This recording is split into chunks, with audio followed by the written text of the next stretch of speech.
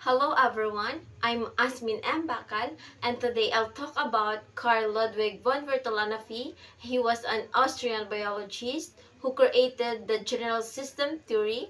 This theory explains how different parts of a system work together, unlike older ideas that look at system as closed. Bertalanffy showed that living things are open systems, always exchanging energy and matter with their environment. His work has influenced many fields like biology and cybernetics. So who is Carl Ludwig von Bertalanffy? Ludwig von Bertalanffy was an Austrian biologist known as one of the founders of general system theory. This is an interdisciplinary practice that describes systems with interacting components applicable to biology, cybernetics, and other fields. Bertalanffy proposed that the classical laws thermodynamics might be applied to closed systems but not necessarily to open systems, such as living things.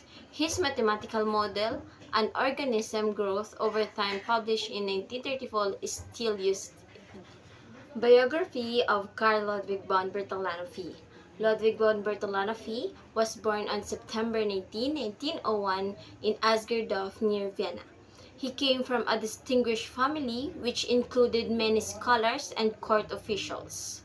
He grew up as an only child, educated at home by private tutors until he was 10.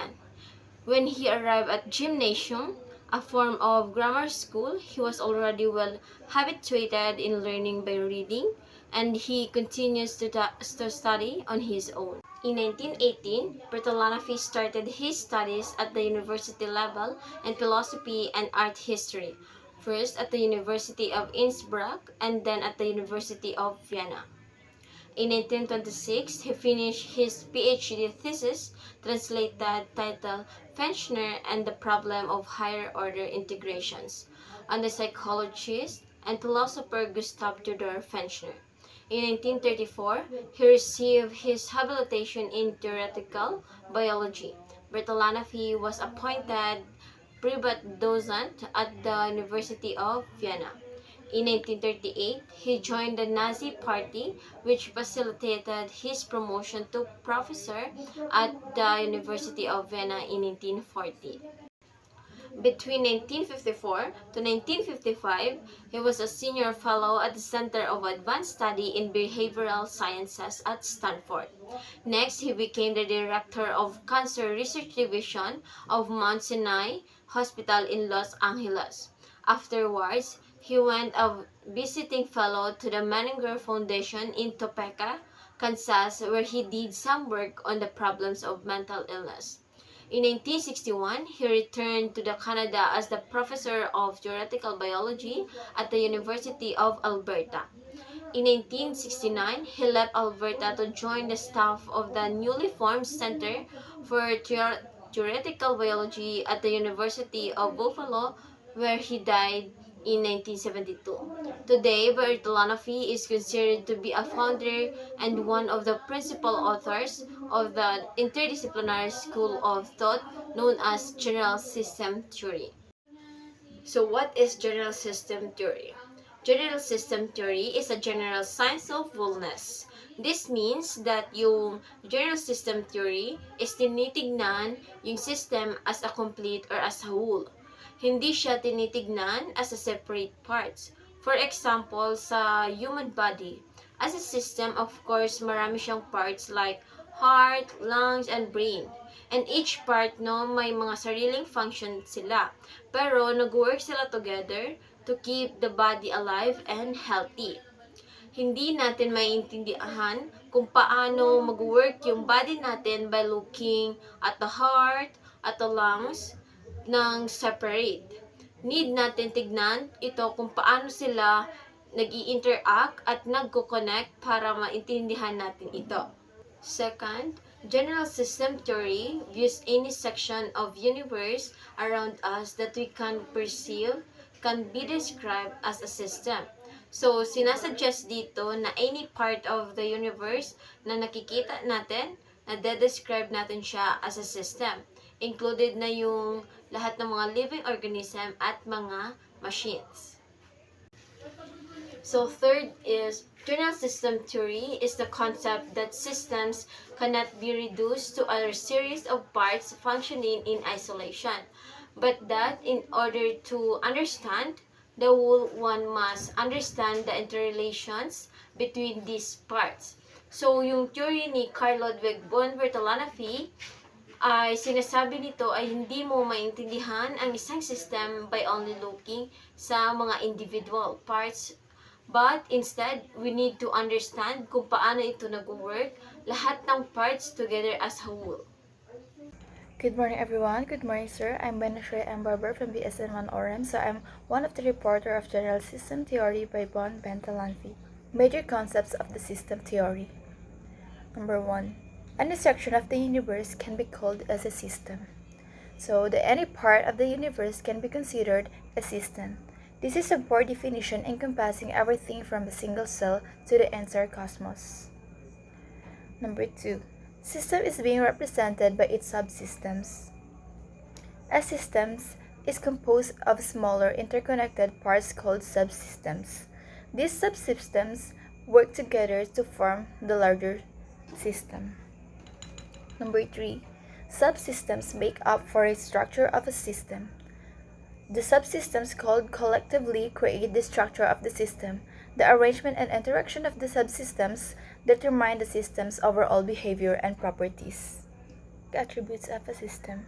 Boundaries are the part that separates the system from its environment. So, the boundaries is the separation between a system and its environment. Interdependence, organization in a dynamic interconnected relationship with their environment.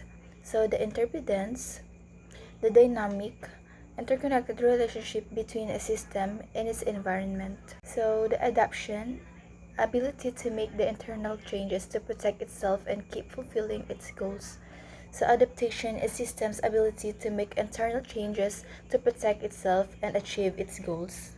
And goals are often contingent and negotiated. Holism, ability to make the internal changes to protect itself and keep fulfilling its goals. So the holism is the system's ability to make internal changes to protect itself and continue fulfilling its goals, similar to adaptation, but emphasizes the system as a whole. Entropy, systems tend to run down, deteriorate, and move to discretion. Entropy, the tendency of systems to run down, deteriorate, and move towards discoloration over time. Important viewpoints on organization. Open systems, organizations that are open to their environmental. So, the open systems organizations that interact with and are influenced by their external environment. They exchange resources and information with the outside world. Closed systems does not interact with the outside world. So the closed systems is organizations that do not interact with the outside world. They are self-contained and isolated from external influences. This is a more theoretical concept, as truly closed systems are rare in reality. General systems model. So this image depicts as a general system models. It shows a system with defined boundaries, systems taking inputs from its environment, processing those inputs, generating outputs, and receiving feedback that influence future processes. The system operates with the overall goal of achieving specific objectives.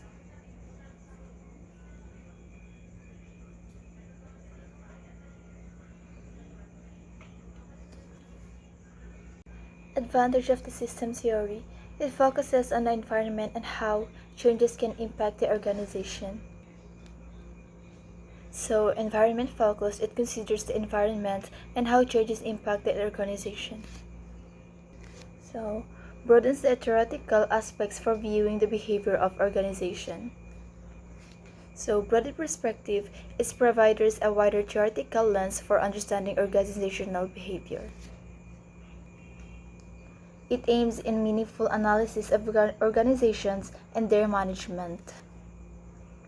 So the meaningful analysis is a facilitates its insightful analysis of organization and their management. Facilitates interaction between organization and environment. It highlights the interaction between organizations and their environment.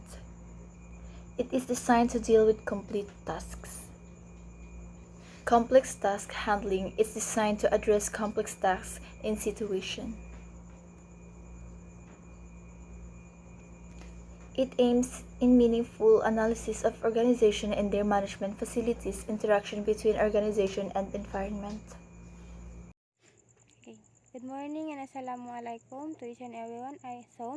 First of all, I am Jenny Lindy Baluntitik. So now I'm reporting in the subject of TFN. And Theoretical Foundation of Nursing. So my topic in this group is all about the disadvantage of the system theory. So the disadvantage of theory is number one, the system theory doesn't focus on a specific task function. So, ibig sabihin, ang system theory daw ay hindi nakafocus sa specific o yung target na task function nung sinasabi sa system theory o yung tinatawag nila na wala siyang focus or no specific task. Wala siyang specific o ibinigay na karagdagang function. So, number two, over-conceptual impractical, it can be easily and directly affected the structure and function of the organization. So, over-conceptual, na-over yung concept ng impractical EI, it can be easily and directly, mas madali at mas nagpapadali or nade-directly affect ang structure and function of the organization or nakaka-epekto daw ito yung tinatawag na organization. So, sa system theory, ito yung mga disadvantage ng system theory. So, it can easily or mas madali and nagiging direct affect sa structure and function of the organization or yung pagpapunction ng isang organization. So, number 3, doesn't directly explore the impact of interpersonal relationship, type of interaction, interdependencies, and loyalty on productivity. So, doesn't or hindi daw direct explore to the impact. So, hindi daw nakadirect dun sa o hindi niya daw na direct explore yung impact of personal relationship sa personal relationship type of interaction. So, okay, hindi daw to siya na-apply sa hindi na-apply yung system theory sa tinatawag na impact of interpersonal relationship type of interaction, yung pagkikikilan or pagkikipag-usap ng direct sa isang tao. So, interdependencies or interdependencies. So, nagdidepende pa rin siya sa kahit ano, and loyalty and productivity. So, those are the disadvantage of the system theory. O ito yung mga, kung may advantage, meron ding disadvantage na nangyayari dito sa system of theory. So now, let us proceed to the next slide. So, the system theory is a non-nursing theory that can be applied to any situation. A nurse is faced with this system theory as a group of items forming a unified whole, and the environment plays an important part of how each system responds to different things. So, Cardon, 2013. The system theory is non-nursing. So, theory. So, ang system theory daw is non-nursing. Hindi din siya pang non-nursing or hindi din siya pang nursing theory that can be applied in any situation na pwedeng i-apply sa any situation ng nurse at faced with the system theory. So, pwede siya na i-apply sa nursing pero hindi siya non-nursing theory. Hindi rin siya theory ng nursing pero pwede siyang i-apply sa nursing. So, Why ba? Bakit ba kailangan or makailangan itong ma-apply sa nursing? The system theory is a group of items forming a unified whole and the environment plays on important plus. So, system theory is may whole and the environment plays an important part. So, si system theory daw ay may piniplace siyang important part on how its system responds to different things. So, yun yung important ni system theory sa nursing is dahil nagko-connect ito sa environment ng isang tao, ng isang lugar, o ng isang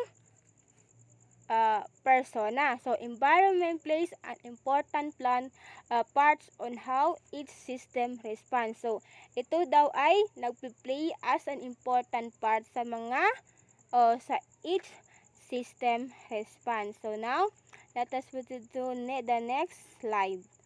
So, how does system theory apply to the nursing care? So, paano daw ito na-apply? Paano daw na-apply si system theory sa nursing care? Paano nga ba? So, yun ang tanong, paano nga ba? So, here's the definition. In nursing system, theory means that the safety and health of patient is the result of how healthcare system is structured. The entire system needs to be dedicated to improve the level of patient. So, in nursing daw, si system theory daw is na-apply siya sa tinatawag na means that safety and health of the patient. So, si system theory is na-apply siya sa safety and health of the patient. So, the result of healthcare system is structure. So, kung ano yung result ng tinatawag na pag-focus sa system theory sa safety and health of patient is nag-research ng healthcare system structure or nagpo-focus siya sa entire system needs to be dedicated in to improving the level of lives of patients. So, si system theory is nakaka-help sa sinatawag na improving the life of patients. So, for example, magbibigay ka ng more care, yung lahat ng needs ng patient mo, maibibigay mo, yung care na kailangan nila, yung health na kailangan nila, yung mga medicine na kailangan nila ma-provide mo as their nurse at as a system theory do. So, as a nurse, you need to ensure the safety of your patient. So, that how those system theory apply to nursing care. So, ganun na-apply yung tinatawag na system theory apply to the nursing care. So, let us now proceed to the next slide. How does system theory apply to public health? Paano daw? Okay, ito na naman tayo. Paano daw na-apply yung system theory sa public health? Paano nga ba? So, here it is. A system approach population health operates under the notion that community health improvement involves more than just stand-alone disease prevention and treatment program. There are also other factors involved such as source to improve health behavior, quality of life, and safety. So, dito daw, tinutukoy ang system approach population health operates. So, napupunta dito toon, nagpo-focus ang isang healthcare unit sa tinatawag na population health operates. So, okay, ito yung mga example nito is yung pagbibigay ng mga bakuna sa mga bata. For example, yung polio. So, di ba? Ang healthcare unit nagpo-provide sila ng isang programa para yung mga batang 1 hanggang 5 is kailangang bakunahan kasi nga yun ang naging system ng isang health or public health, di ba? So, improvement involve more than just stand-alone disease. So, more than just stand-alone disease prevention or yung tinatawag na prevention. For example, yung COVID-19. So, nagtayo ang isang facilities na tinatawag nila na vaccination. Yung tinatawag na lahat ng tao kailangan i-vaccinate to prevent the spreading of the COVID-19. So, yun yung tinatawag na standalone disease prevention and treatment program. Yun yung tinatawag na treatment program para maiwasan yung pagdami at pagkalat ng isang sakit. So, there are also other factors involved such as resource. Okay, resource. Ano yung resource? To improve health behavior. So, nai-improve niya yung health behavior ng isang community or public health and quality of life. Mas nagiging mababa yung chance na magkaroon ng spreading of the viruses. Then, and safety. Nagiging safe yung isang community because of that program that ends that disease or ginagawa ng prevention yung tinatawag na pag-spread ng isang virus. So, yun yung tinatawag na how does system theory apply to the public health. Yun yung system na tinatawag nila na, for example, ganito, this year you need to take a month-to-month giving a vaccination to those children na pwedeng maging affected ng mga virus. So, that's how the system theory apply to the public health. So, let us proceed to the next slide. Okay. Who use general system theory in nursing? Sino daw ang gumamit ng system theory in nursing? So, meron tayong Newman system model, Imagine King theory of goal attainment, Roger theory of unitary human being, Orem self-care diffusion theory, and Roy adaptation model, and Johnson's behavioral model. So those are those are who use general system theory in nursing. Sila ang gumamit ng theory of system or system theory in nursing. So, that's all for my report. Once again, I am Jeneline Di Baluntitik, a BSN first year OREM. Thank you.